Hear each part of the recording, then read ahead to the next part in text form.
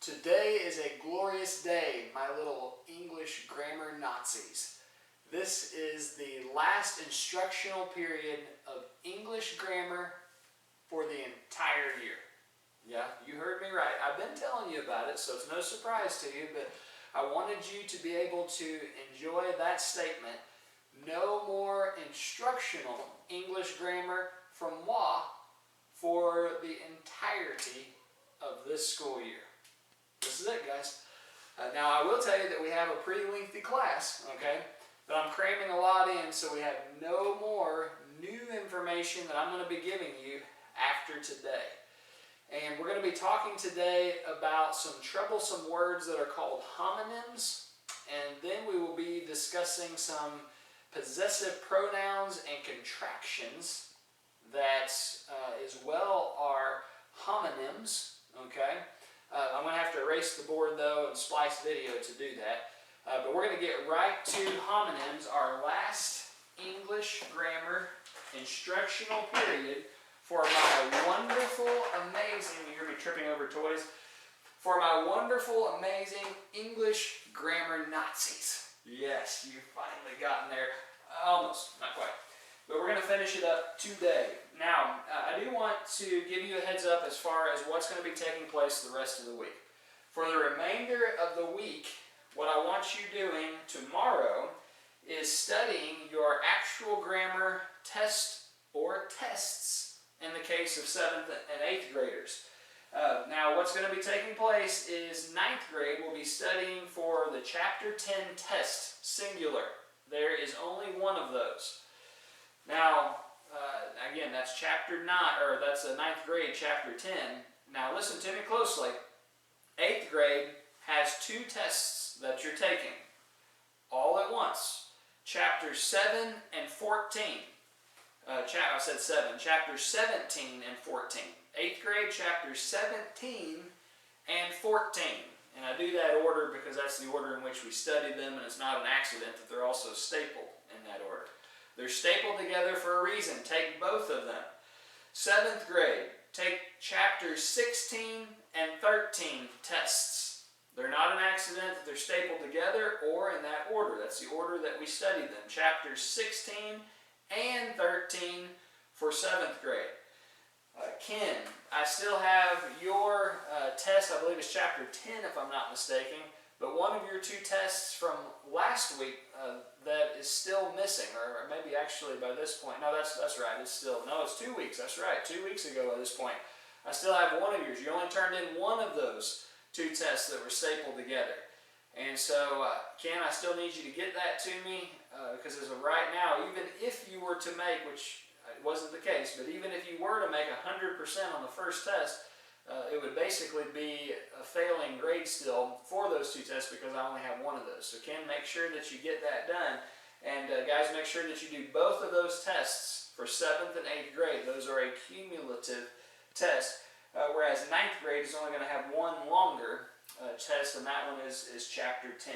So again, what I want you doing for tomorrow, which is Tuesday, I want you to be studying your test or your tests, and that's all you have to do for the day, just like we would do if we're together.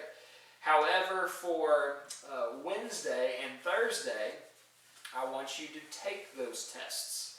And if you get done with them both, or 9th grade, your single longer one on Wednesday, that's great, excellent. But please do take some time at least Thursday to look back over it and make sure you're comfortable with your answers. Once you get done with them, and I don't want them before Thursday, take full time, your English periods, to make sure they're everything you want them to be. Take pictures, and guys, listen to me. Take clear pictures, okay? And I know it's not always easy, but as clear of pictures as you possibly can. I've been getting some pictures that look like my grandmother's vision, okay? And I don't mean any disrespect to great-grandma, but she's not around anymore, and so she can't see it all. That's terrible, isn't it? What I'm trying to tell you is I need to be able to see the pictures that you take and that you send to me. So make sure you inspect them before you send them to me. And if you can't read them, that means that I can't read them either. I want to make sure that I can see your answers, okay? Square on and good visibility pictures of your test. Okay, so that's for the rest of the week. Everybody clear? No more instructional videos Tuesday, Wednesday, or Thursday of this week. This is it. No new grammar instruction for the remainder of the year. Tuesday, study your test or tests. Wednesday and Thursday, I'm giving you 2, not 1, but again, 2 periods to take that test or those tests. Take them, make sure that you do very well with them. Okay, without further ado, let's get straight into our instruction for the day. Homonyms. I love homonyms, don't you? They are so cool. Homonyms, I'm going to define them top left and carrying over into top right, hence the ...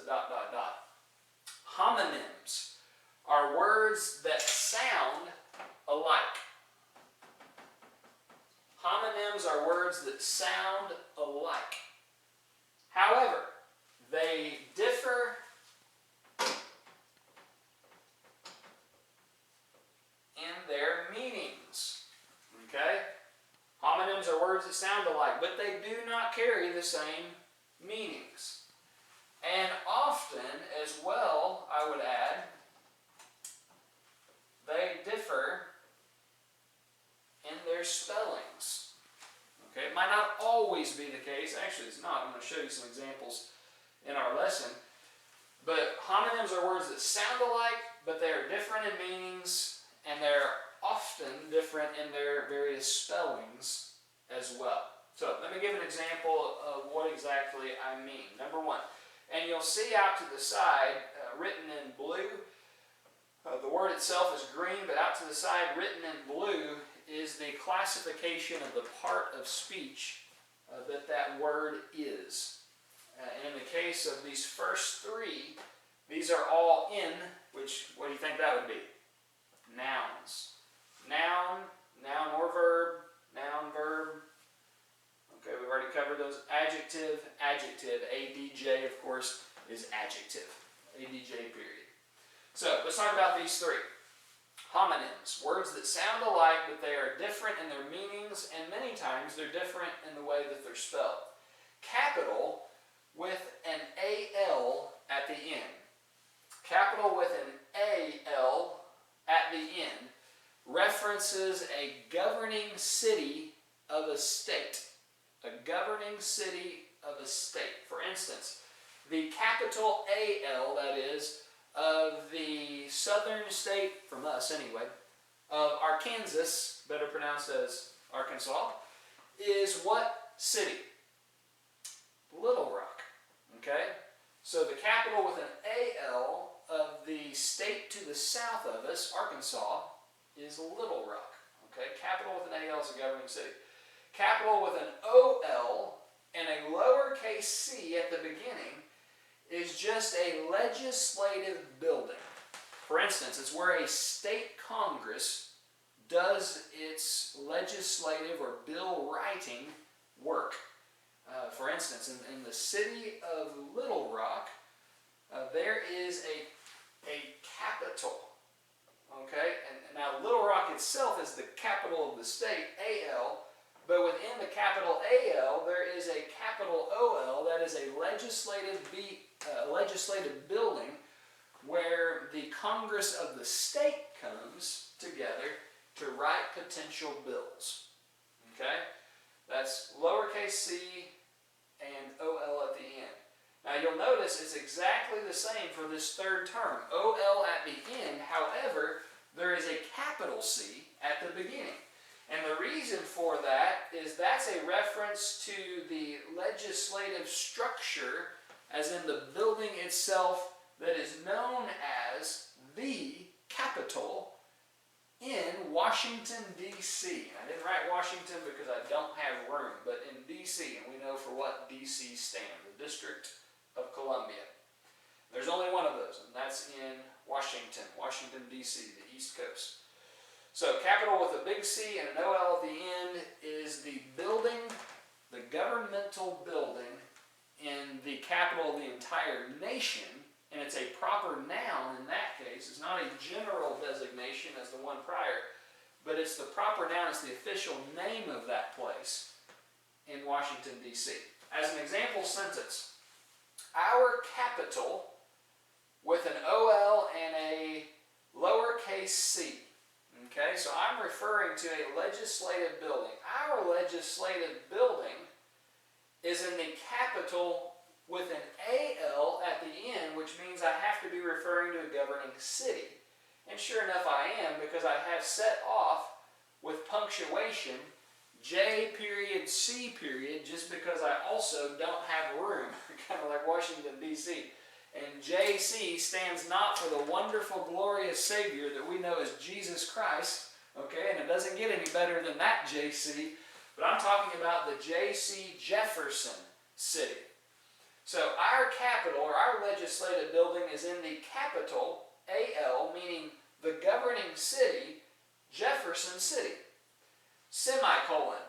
It is smaller than the capital, notice a big C with an OL at the end. And because I have the big C and with an OL at the end, I'm referring to the governing building in Washington, D.C. So our capital, our legislative building of our state is in the capital, the governing city of our state, Jefferson City. It is smaller than the capital with a big C-O-L at the end, which is the building that is properly designated as such in Washington, D.C. Does that all make sense? Number 2, council, and I can't remember if I stated this, but these are all nouns. I think I might have, but just in case I didn't, these are all nouns. Number 2, council and council sound alike, don't they? But they're different in meaning and they're also different in spelling. Council with a C-I-L at the end is a noun, always, that references a governing body. Okay, you'll read about in the New Testament, you'll read about the Sanhedrin Council, and that's spelled that way. The reason for that is that was the Jewish Supreme Court. Okay, they were a council or a legal governing body. That's a council, C-I-L. Well then, council, okay, it can be a noun or a verb. And we have, I want to say one more, I believe it is, just like this. Oh yeah, we do, I just have it listed differently. But right over here, no, we have 2 more. I was thinking we might have 2. And again, I have these listed separately, and I probably should have done it on 3 lines as well with this one. But we have 3 of these that are like it. That council with an S-E-L, an S, then an E-L at the end of it can be used as a noun or as a verb. As a noun, it means advice that is given. Okay? Advice that is given. Whereas, when employed as a verb, it means the action of giving advice. The action of giving advice. So it can be used as a noun or as a verb. Counsel, S-E-L, at the end. Here's an example sentence incorporating both. TCCS. And notice it's possessive. Okay, one too many C's, I think. TCCS's student council. And notice C-I-L because we're talking about the governing body of which some of you make up. TCCS, Student Council, or governing body, gave its counsel, notice S-E-L, meaning its advice, I'm using it as a noun here. TCCS, Student Council, or governing body, gave its counsel, which is its advice, to the student body. And so you have both of those words being used that sound just alike, but are spelled differently and have variance in meaning, and you have them being used in the same sentence. Number 3, desert, dessert. That one's pronounced a little bit differently. This one isn't. Dessert. Okay, these 2 are pronounced alike, even though they're spelled differently and they have different meanings. What is desert when the accent is on the first syllable? What is desert? Well, that's a wasteland. It's a place typically that receives very little annual rainfall. Whereas dessert, when the accent is on the second syllable, that's used as a verb. The first one obviously is a noun, a wasteland or a place that gets very little rain, and often the two of those go hand in hand. Well, desert is a verb when it is only one S. Both of these are only one S. It's one S and it means to abandon that second one. It's a verb, desert. Syllable, accent on the second syllable, and that means to abandon, to leave, to forsake. It can be as well. But notice that there's another noun there's a noun that's dessert, pronounced that way as well, but it has two S's. What's that? Ooh, that's the stuff that we like. I'm planning on getting me some of that later on. Some dessert. I think we have peanut butter cookies in the kitchen, and I've saved my ice cold Coke. I try just to drink one can of it every day, caffeine free. And I plan on drinking that, eating something that'll be really tasty, and then following that up, maybe not with one, but with two precious pieces of dessert, known as peanut butter, homemade by the way, homemade peanut butter cookies.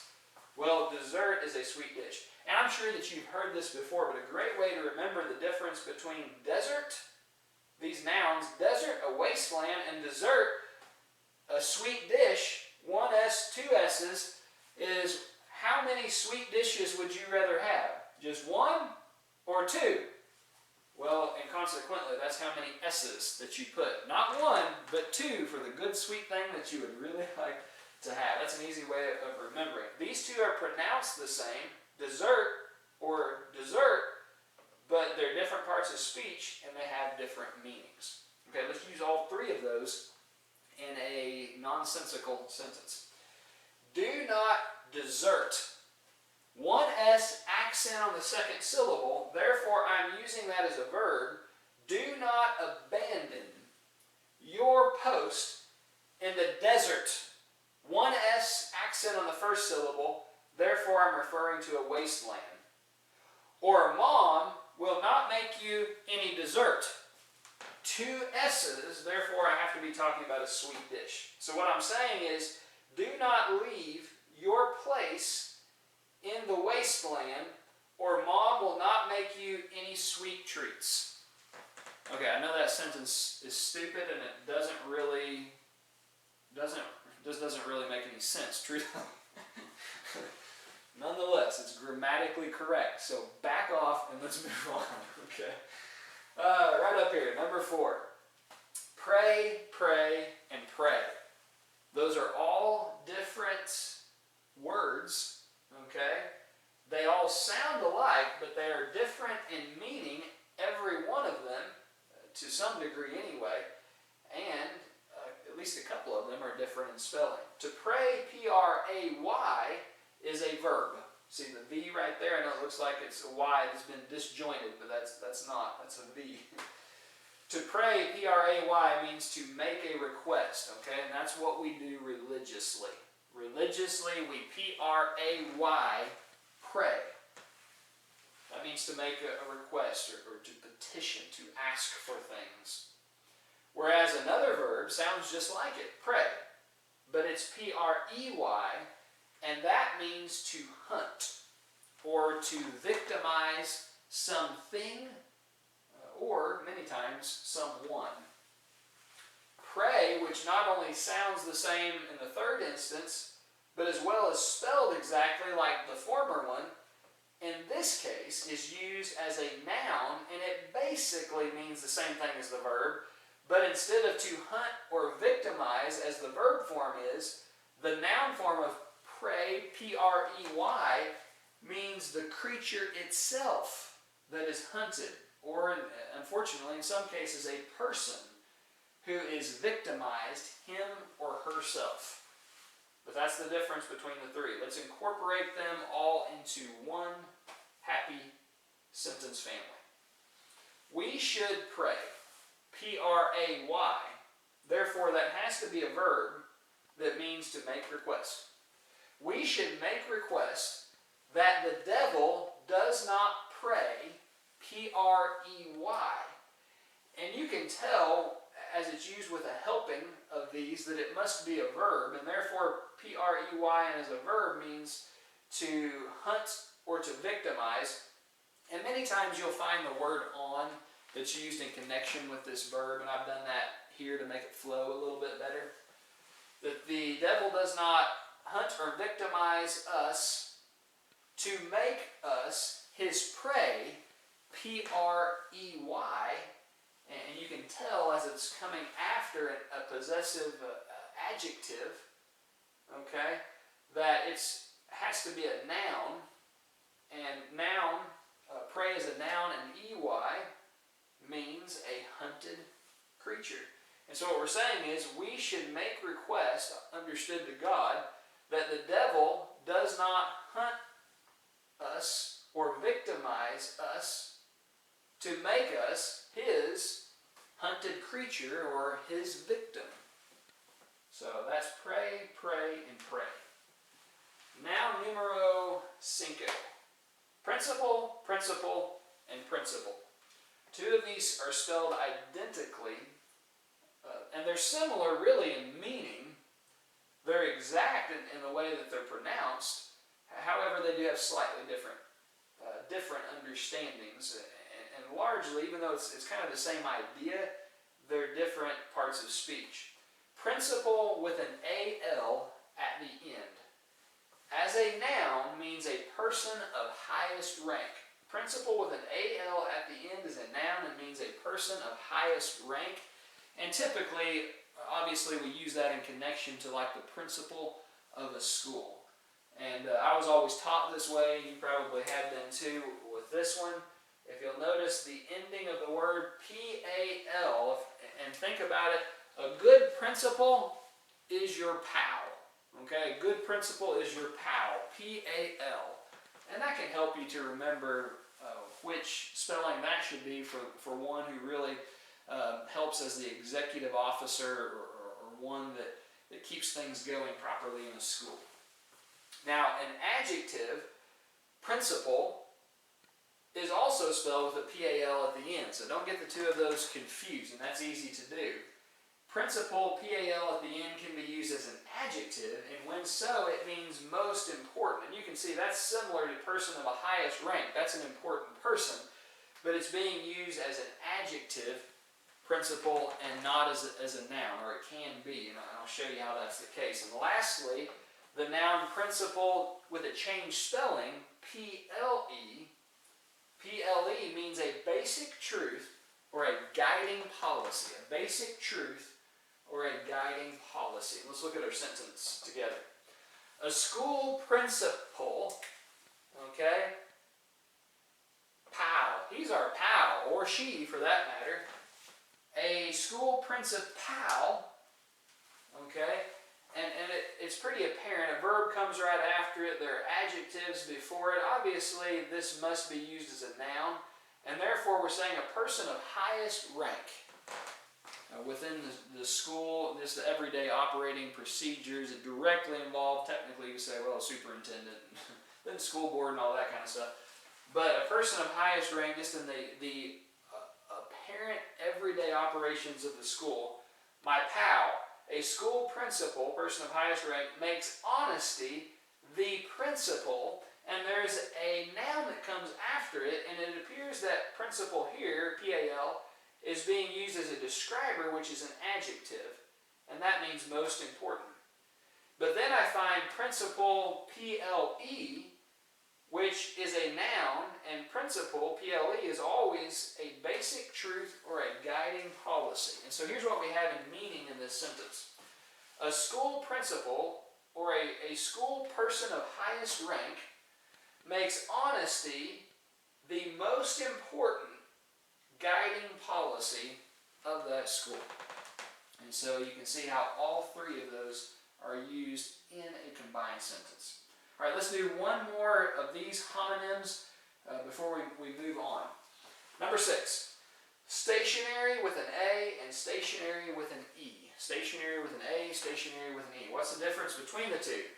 The word with an A is an adjective, and it means unmoving. It doesn't budge, or not significantly anyway. It stays put. Whereas stationary with an E is a noun, and that means writing paper. Okay, a piece of paper on which you write. That's stationary noun with an E. And so let's consider our example sentence.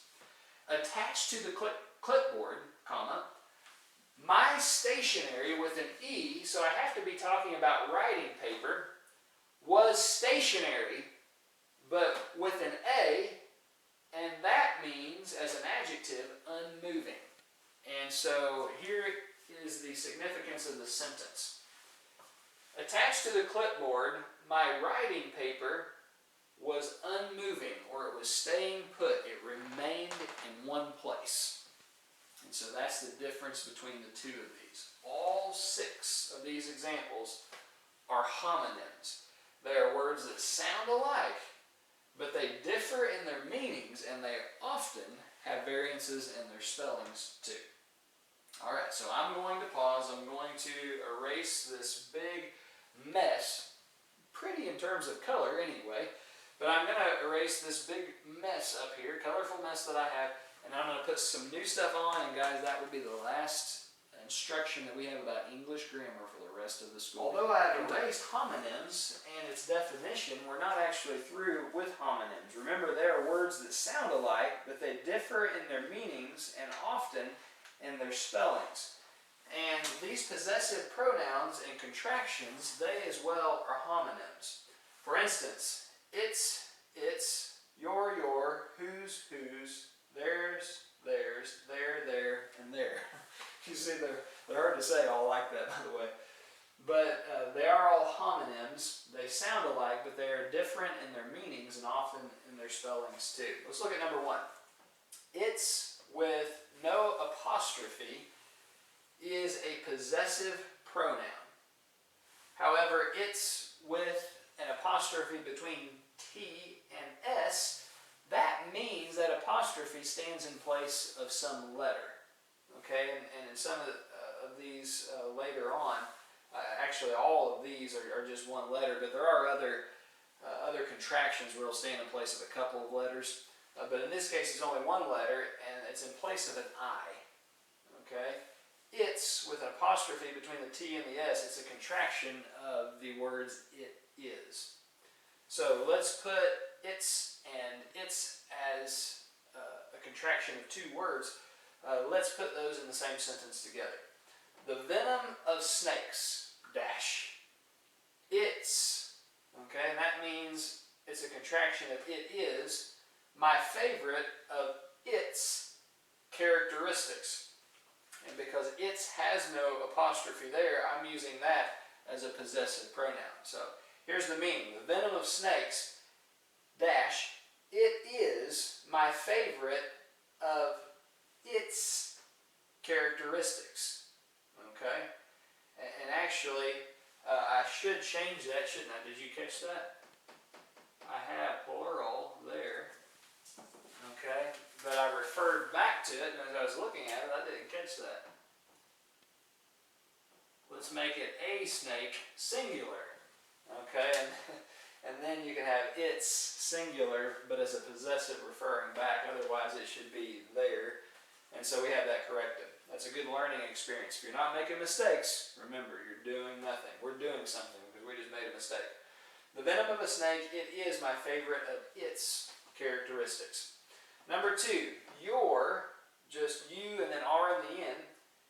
And then you have your, you, apostrophe, R-E. Your, just an R on the end of you, is a possessive pronoun. However, you, apostrophe, R-E, that apostrophe stands in place of an A, and because that's a contraction of you are, the 2 words. So here's how that looks when they're combined. Your, just you with an R, mood, so I'm using that as a possessive pronoun. In this case, it's an adjective modifying the noun mood. Your mood is often decided by whether your, I see an apostrophe there, therefore it must be a contraction of you are rested. So what I'm saying is your mood, the mood that a person possesses or has, is often decided by whether your, that is you are, rested. And so that's the difference between the two. I'm not going to single anyone out. Okay, I'm going to let you decide for yourself. Sometimes who comes into class a little bit moody? Who would that be? Again, I'll let you figure it out. I don't want anyone to feel unfairly accused. I'm not that type, you know me. Okay, number 3. Whose and whose. This whose is just who with an S-E on the end. And this whose is who with an apostrophe S on the end of it. Whose with an S-E is a possessive pronoun. But whose with an apostrophe then an S, that apostrophe is standing in place of the letter I, and that's because it's a contraction of who is. In a sentence, it is cold out, period. And actually I have 2 sentences here. So it is cold out, and there is a period there. It might not show up very well. It is cold out, period. Whose, with an apostrophe, by which I mean who is, going to wear whose, by which I mean a possessive pronoun, coat. Okay, so it is cold out, not so much today, but it has been in days prior, right?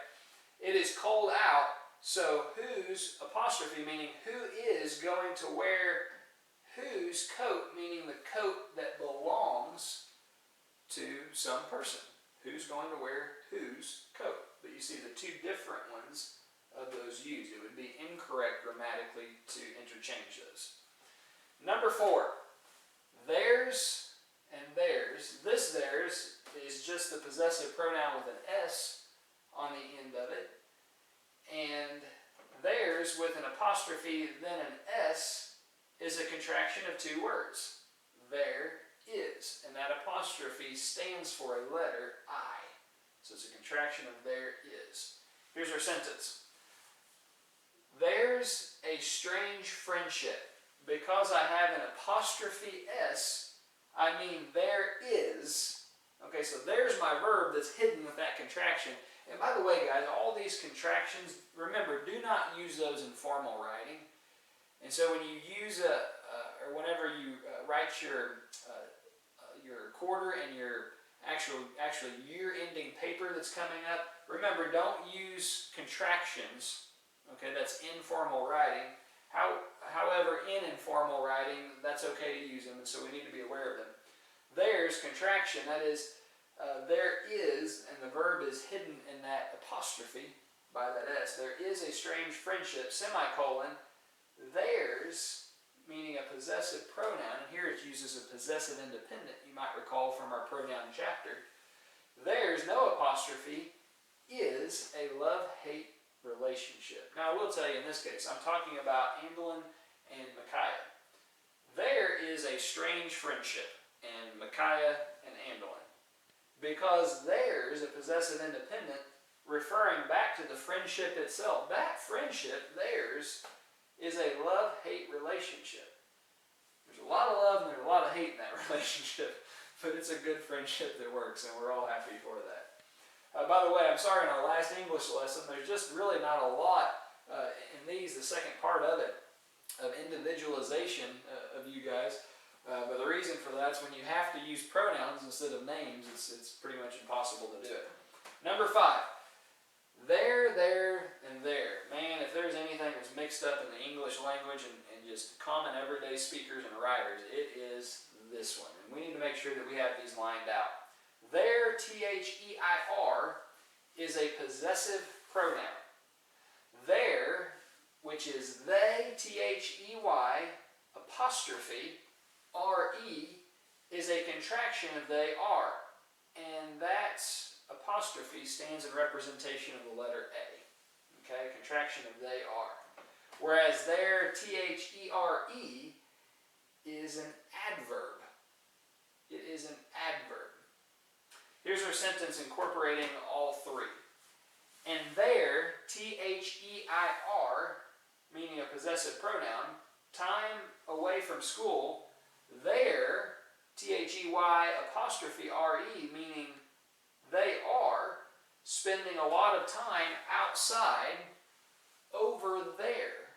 And over there answers the question, where? Over there. Therefore, it is an adverb. And I know that's not just kind of like one of our first ones earlier on, not exactly a fluid sentence, okay, but grammatically it's okay, even though it sounds a little bit awkward. And really, it's somewhat hard to use all three of those in the same sentence, but I wanted to do it anyway. So in their time, possessive pronoun, okay, the time that belongs to them, so to speak, away from school, there with an apostrophe, they are spending a lot of time outside over THERE there, meaning where over there, as an adverb. And so you can see the distinguishing factors between all three of those. There, THEIR, there, THEY, apostrophe RE, and there, THERE. Guys, that is it. That's all of our grammar for the entire year as far as new instruction goes. I do want to remind you, though, that I mentioned Ken, I don't have one of your English tests. Also, Joey and Kelsey, I do not have either one of your English tests. So make sure that you do get those to me. And then for the next one, remember tomorrow, I want all of you guys studying your test on Tuesday. Wednesday and Thursday, I want all of you guys taking your new test or tests. 7th grade, you will have 2. 8th grade, you have 2. And 9th grade, you will only have 1. So that's it through the end of the week, guys. Let's knock this out, and then I will tell you more about your final assignment. I've changed things just a little bit for next week and moving onward in English. Your final assignment for the entire year, which you will have 3, not 1, not 2, but 3 weeks to work on that final assignment. Okay, and we'll talk about that next week. But that's what I want you guys doing, those things that I've stated for the next 3 days for the finality of this week. All right, finish up English grammar strongly. Do it. See you guys soon.